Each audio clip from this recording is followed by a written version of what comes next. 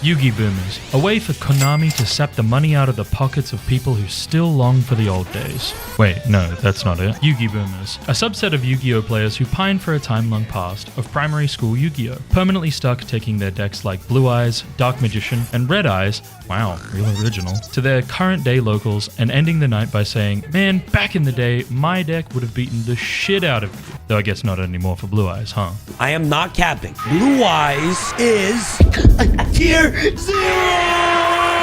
Now, as much as I'd like to deep dive into the psyche of a Yu-Gi-Oh player, there's a relatively similar aspect of Digimon players who will take their favorite Digimon from the show to every single locals, no matter how bad the deck has become, no matter how much support it's gotten, and still not made a splash in the meta. Gotta farm those hype moments and aura somehow. Digimon is a relatively young TCG in the grand scheme of things. Who sent all these babies to fight? At roughly 5 years, we don't quite have boomer players running around wishing their Omnimon Megazoo deck was still viable. Wait, shit. Add that to the list of mistakes in this video. But we do have people on Unk status. I think I'm officially reaching Unk status, man, and it don't feel good at all. Today I want to talk about 3 decks that players just won't give up. No matter how long they've been absolute dog water for, these players keep bringing their favorite Digimon to locals time and time again. First off, in the spirit of Pride Month, we have Mastimon. These players are the closest we have to the Gooner freaks of every other TCG. So they turned it over, and it was Burstinatrix not safe for work art. He was really embarrassed, and honestly, should be. But with a sweet little twist. That's right, every single one of these players wants to be a woman. It was never about seeing hot women on the playmat, that when they DNA Digivolve, they're essentially smooching it up.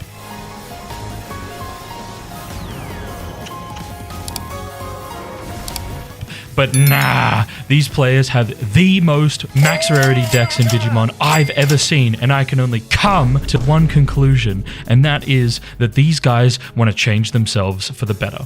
Slay divas. But in all seriousness, these players have been getting the brunt end of playing against non-stop aggro metas in Digimon for the longest time now, and they keep coming back with a new build every time something yellow or purple gets released. Over and over again, their most effective combos cost way too much to set up, need way too many pieces to try for it in the first place, and they're always missing the fucking cat. All in all, just like women in real life, these players are having the hardest time trying to get off the most 4D chess play in real time, as their opponent just keeps swinging at security. A recurring theme to note in this video is that, despite there being so many different decks to play in Digimon, Bandai is willing to print new cards for older archetypes, often breathing new life into a deck that fell to the wayside over time. And Mastimon is no different. Although the most recent specific release for the Digimon was simply a promo card, this has been one of the strongest additions to this deck in a while. Able to remove both Digimon and Tamers from the field whilst doing damage and playing out another body for your Masty Ace to blast over, hasn't solved the deck's main issues. But it is an in-theme complement to the deck overall. Realistically, the best ways that Bandai could actually lift this archetype up is by giving it cheaper Evo costs, Spare change, ma'am. giving it easier ways to search throughout its own deck, and having a better way to stick to the board.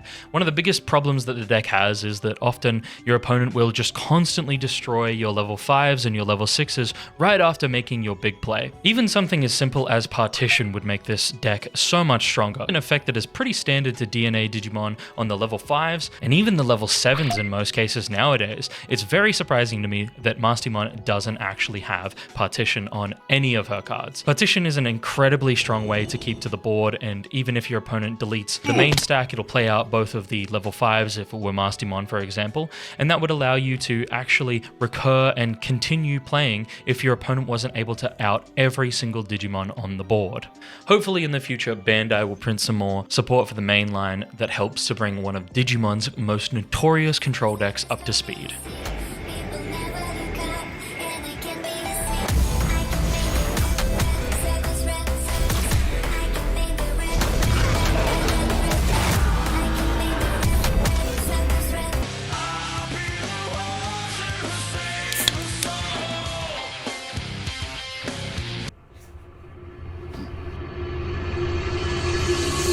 Look at this dude.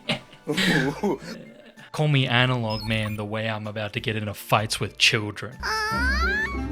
Everyone's favorite only good card from way back in EX1. Truly a boomer in Digimon terms. Dang kids. Machinedramon is the epitome of what's yours is mine. I use this. Most well known for taking any level 5 within its eyesight hostage, give it back. And slotting it underneath for an even more powerful Mega Digimon. This deck has gone through so many thousands of iterations over the course of Digimon's history. Personally, I've played so many builds that have never done anything in relation to the current meta that it's not funny anymore. From getting Source Stripped back in BT8 to getting de-Digivolved by my own brothers here in the year of our Lord 2025. You took everything from me. I don't even know who you are. This deck has seen it all. Again, like I said, this deck has tried every build under the sun, started out by using jamming Vmon for an extra card draw, to now hosting this purple rookie engine before we bust out him.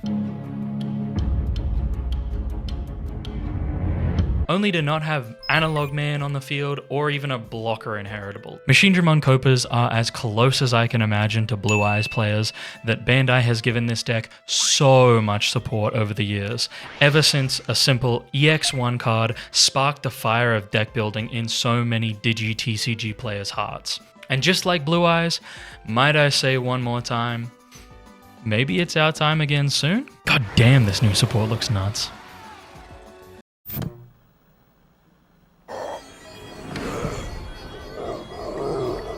10 seconds left! 9, 8, 7, 6, 5, 4, 3, 2, 1! Connection terminated.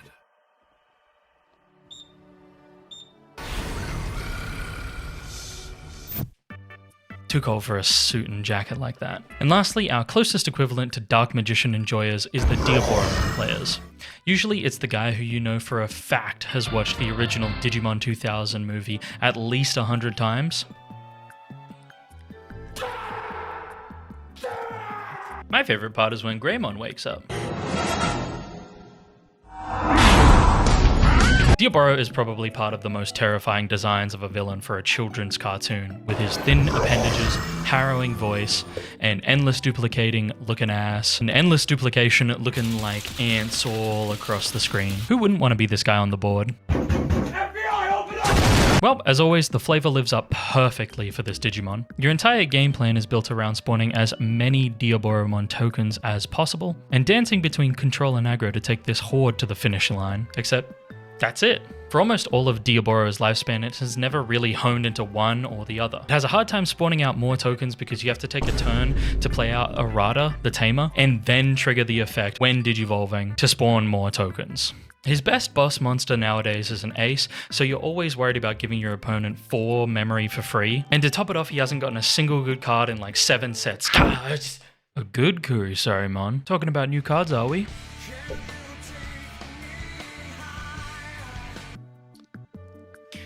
Guess this will be bringing out all the Diaboromon from all the crawl spaces again.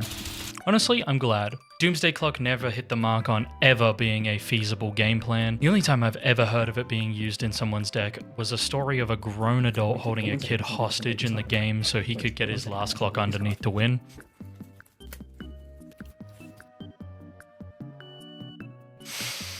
Pretty on brand for a TCG, but regardless, these players have been tenacious. There were even promo cards released well back in the earliest sets of the game that people had to spend an incredible amount to get their hands on with little to no real tournament outcomes, and still they wait and wait for more support so that they can terrorize the scene at some point. Of course, the people who always show up to your locals to play these decks ain't going to be changing anything in the future, whether any new support is good or bad. Well, I guess if it's good, they're going to be showing up with their deck more often. Often they're just happy to kind of roleplay as their favorite Digimon. Let me know down in the comments some other Digiboomer decks, or better yet, tell me a story you've had involving one. I read every comment after all. I'm Digi Dane, and if you've watched this far, please consider subscribing. This has been an insane labor of love for me. See you on the next one. Peace.